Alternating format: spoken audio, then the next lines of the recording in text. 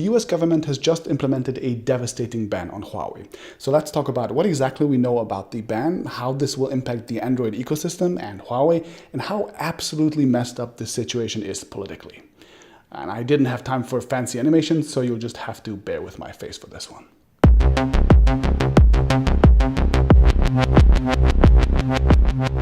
Okay, so two relatively separate things got announced. The first one is an executive order targeting specifically networking equipment, and I have to read this one for you.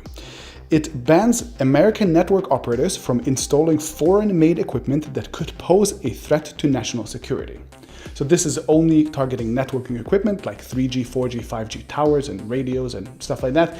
And it is only banned to market access. So the US market is unavailable to Huawei. So this is serious, but not a full-on death blow to Huawei yet. But second, the US government then put Huawei on a blacklist for being a national security threat, which means that US companies are not allowed to supply Huawei with either products or services going forward without a permission of a government.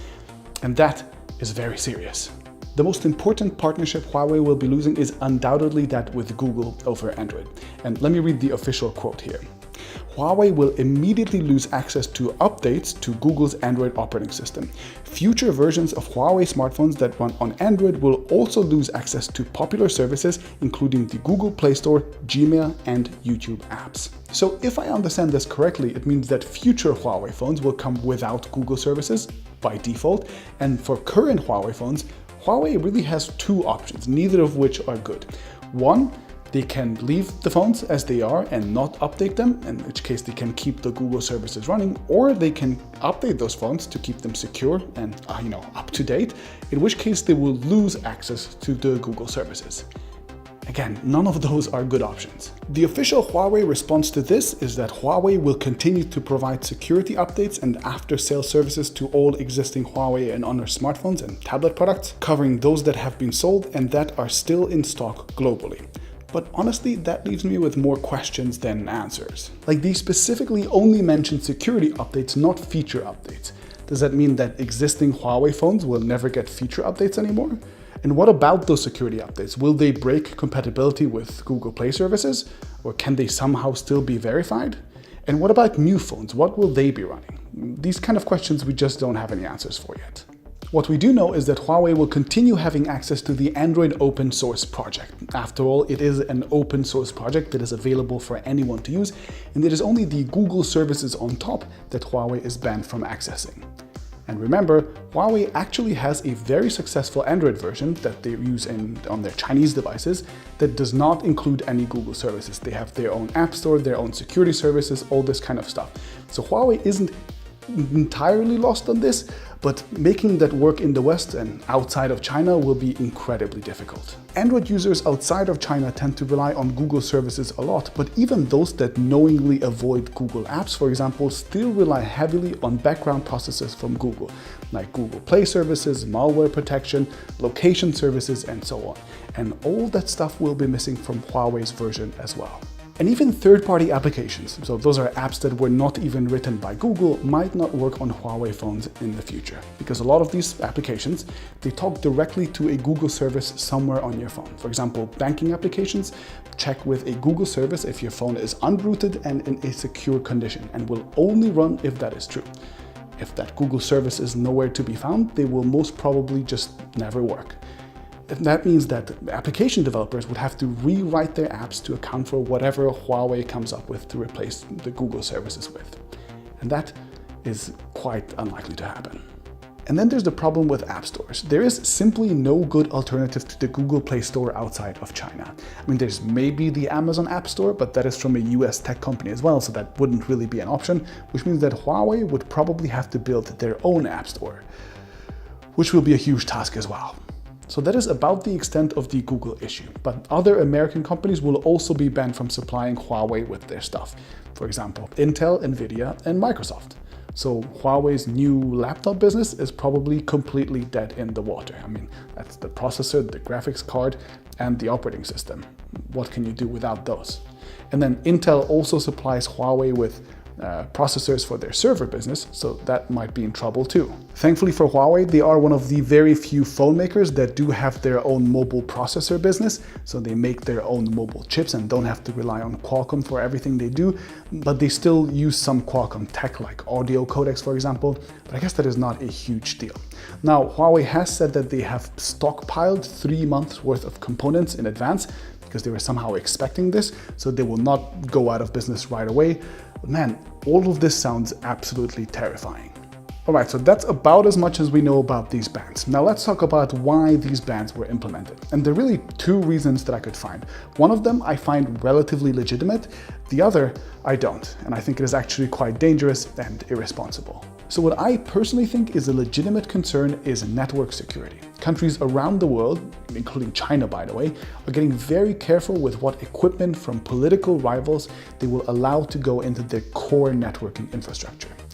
China, for example, doesn't let political rivals get anywhere near its own core networking stack, and the US is now following suit with this as well. But this ban seems to go way beyond the scope of just network security, and it really appears to be a part of the US-China trade war. Not only did this ban come out just days after the latest trade negotiations between the US and China have failed, which implies very heavily that Trump is actually simply using this ban as a sort of trade negotiation to squeeze better terms out of China, but Trump has also not shied away from using similar tools in the past before. Trump has actually lifted a similar ban on ZTE in the past just to get a better deal, and he has said repeatedly that he would be happy to trade Huawei's arrested CFO, Meng Wanzhou, for better trade deals, which is incredibly problematic. Countries should not arrest people and ban companies because they want better trade terms. Those are reserved for, breaking the law. And anyone who's actually concerned with security issues should be furious about having those fused together in this amorphous blob with the trade negotiation issues, because it completely delegitimizes a very legitimate issue otherwise. And it also raises a lot of questions. 1. Will Trump simply lift this ban like he did for ZTE? And honestly, I think that is entirely possible. I mean, he doesn't seem to be very concerned with being consistent in his decision making, and he clearly sees all of this as just a part of a deal-making process. So if he gets what he wants, I think it is entirely possible that he will just lift the ban. And 2, will other Chinese companies like Oppo, Xiaomi, OnePlus, and maybe Lenovo be affected in the same way? And I guess that is impossible to predict, but I would guess no. The core difference is that Huawei and ZTE make networking equipment on top of just making phones like the other guys, and that is much more political, it is a much bigger security threat, so I think those companies are in a different category. Then again, Trump doesn't seem to concern himself with the details very much, so it is entirely possible that he will just want to throw more companies under the bus just to get better deals, so who knows? And the more you think about it, the clearer it becomes just how much damage this one ban is doing. Of course, there's the huge amount of damage done to Huawei itself. There's the damage done to the hundreds of millions of Huawei customers, most of whom, by the way, are not in the US, so thank you very much, Trump. We will appreciate your help very much. But it is also causing a damaged reputation for the US as a reliable trade partner that follows the rule of law. That doesn't seem very accurate anymore. And it might even start a technological Cold War where China is bound to retaliate as well. The assumption that there is a global supply chain that nearly all companies around the world can simply tap into no longer seems to hold true, and countries will start building their own little silos so they don't have to rely on external suppliers. China, for example, has stated multiple times that they want to build their own semiconductor industry so they don't have to rely on foreign imports. But even countries that have typically been very closely allied with the US will also start having second thoughts.